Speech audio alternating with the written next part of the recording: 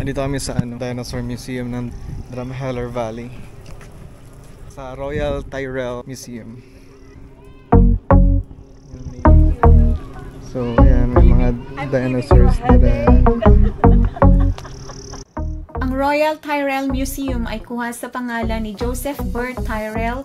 Siya ang unang naka-discover ng fossil ng mga dinosaur dito sa Alberta, Canada.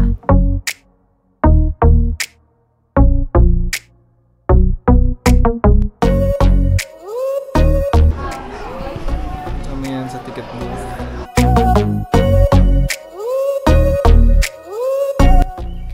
Nung una, hindi talaga ako naniniwala na may mga dinosaur hanggang nakita ko tong museum na to kasi talagang imposible na sobrang detalyado yung structure ng mga bones at saka may laboratory sila dito na ang mga scientists ay makikita mo talagang nililinis ang mga bones isa-isa. Dito pala nahukay sa Calgary or sa Alberta ang karamihan ng mga fossils ng dinosaur, and kung makita mo talaga sa labas, lugar talaga siya ng mga raptors.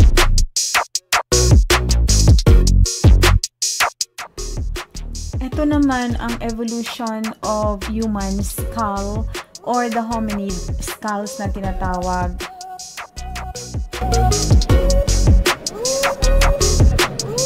Original bones?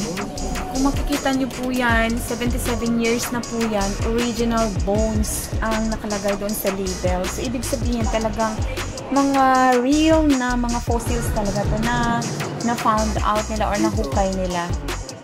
Laboratory nila. Ito po yung laboratory nila. May mga tao po dyan na talagang nag-i-study ng mga bones and fossils.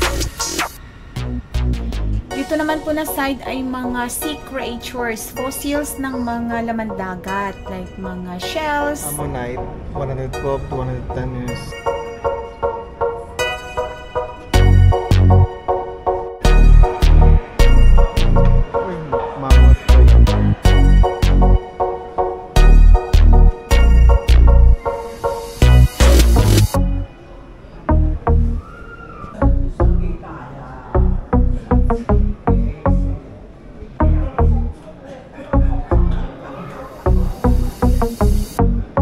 Malaking ferns.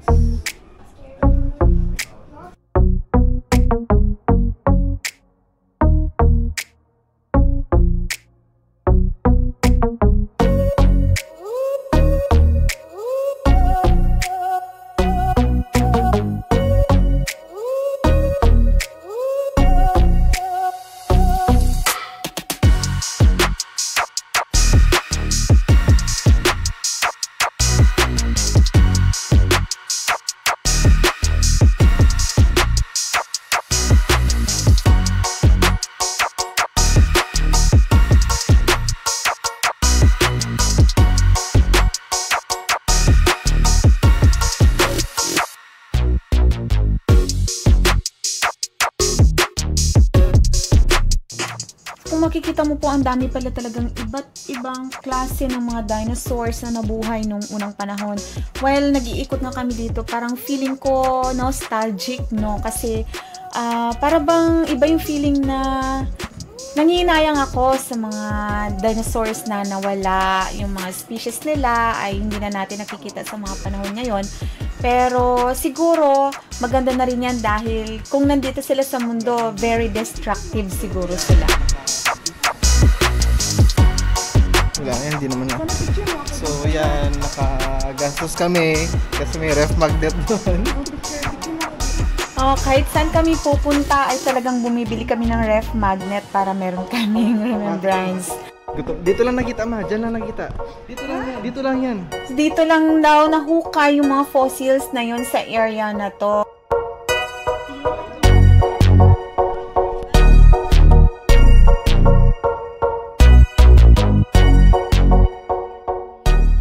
So dahil gutom na kami, kumain muna kami sa Vietnamese restaurant dito sa Drumheller.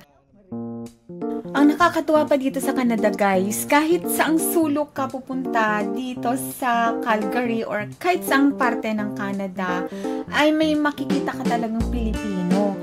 Actually, ang nagsiserve sa store na to ay puro Filipinos, at kahit sa Tim Hortons, sa McDonald's, sa Starbucks, or kahit sa hotel na tinutulugan namin, ang mga tauhan dun sa front desk ay mga Filipino, kaya nakakatuwa lang.